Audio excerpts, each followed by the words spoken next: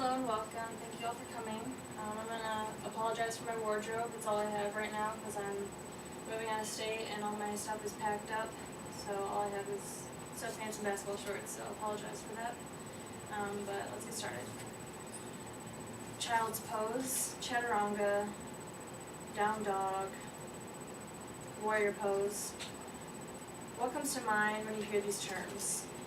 Most people would think yoga, and if you thought yoga, then you'd be right.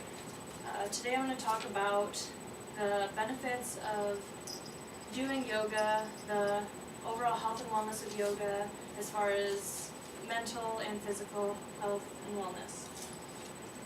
It's important to have regular daily exercise in your life to remain healthy and just have good body structure throughout your life.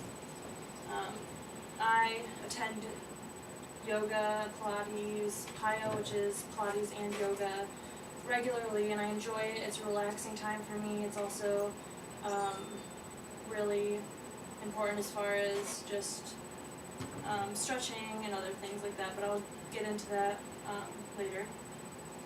I'm also a certified Zumba instructor, so I do know a little bit about group exercise, but the difference between Zumba and yoga is Zumba is more of a fast-paced, upbeat thing that's going to burn a lot of calories for you and a lot of fat. It's going to just get your heart rate going. Yoga is more of a stretch and a strength, and as well as a lot more than most typical group exercises are. So today I'm going to go over a few points, what yoga is, why it's healthy for you physically, and why it's healthy for you mentally. So a little bit about yoga. Yoga has been practiced for about 5,000 years, and back then traditionally it was practiced as a religious thing, like for Hinduism, and today it's more socially acceptable for anyone of any diverse culture to practice yoga as just an exercise. People who are Christian or aren't necessarily Hindu, they'll pray when they meditate and different certain things, and there's also different variations of yoga that don't get really into the mind expanding or the open-minded things that they used to practice back then. Although yoga seems like a simple exercise, there are health risks as far as ER visits. The American Academy of Orthopedic Surgeons actually said that they have more, or there's a statistic that have more people visit ER visits currently for yoga than anything else. That is caused by just overstretching or other related injuries as far as just like pulling a muscle. So it's difficult, but it's also really beneficial. It's not just an exercise, but it's just a healthy practice.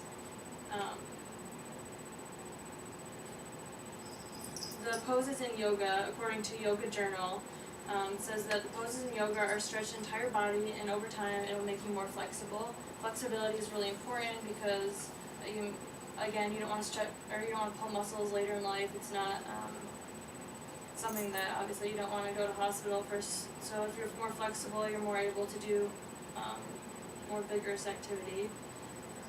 Also, yoga can improve your all-over balance, which is really good also for when you're older.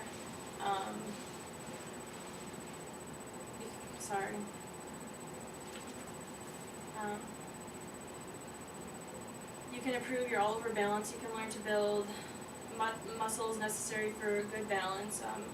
Balance is important because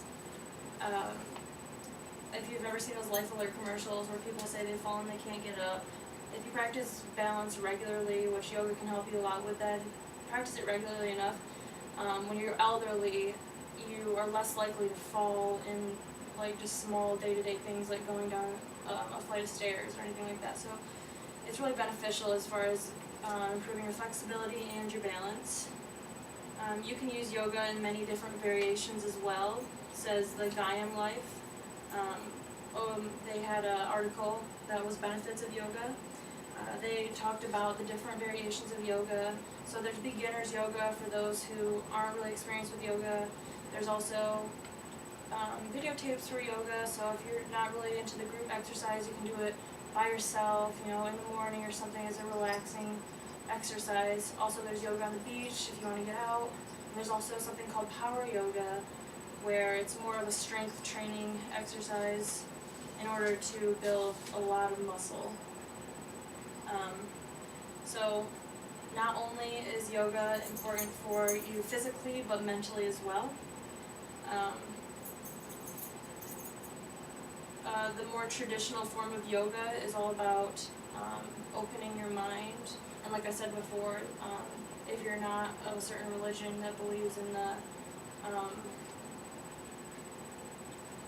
in mind expansion, anything like that, I'm Christian and I'll pray during meditation, but a lot of this meditation, which will help you just relax, and also there's deep breathing exercises that are involved to recycle or just kind of renew some fresh oxygen into the lungs.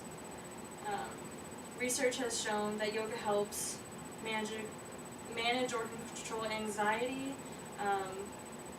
and reduces depression as well. And that was from Natural News.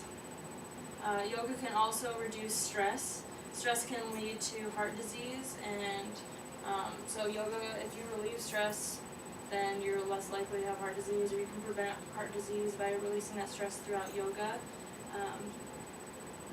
Says the Body and Mind from Sparks People. So there are many different things. You can meditate during yoga, you can stretch during yoga, so there's a lot of benefits to yoga that other group activities are not going to be able to provide for you. So if you have any questions, let me know.